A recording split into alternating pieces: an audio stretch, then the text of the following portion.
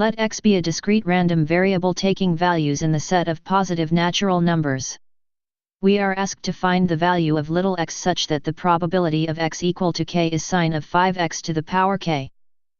In fact, x is a discrete random variable taking values in the set of positive natural numbers. We know that the sum of all probabilities should add up to 1. Then, the sum for k going from 1 to infinity of sine of 5x to the power k should be equal to 1.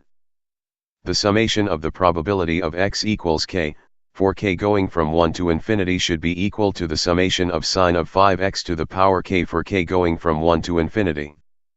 This implies that, we factor sine of 5x out and we see that the sum of probabilities is equal to sine of 5x times, the summation of sine of 5x to the power k, minus 1, for k going from 1 to infinity.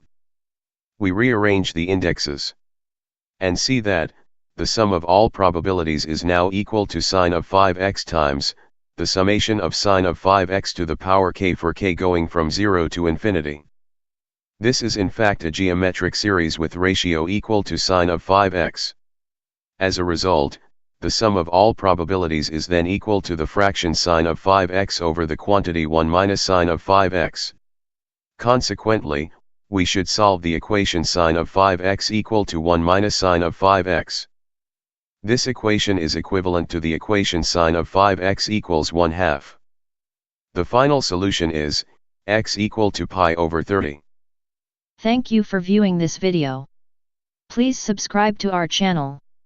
We have an extensive collection of calculus videos covering limits, derivatives, series, integration, and many other calculus-related topics such as probability and differential equations.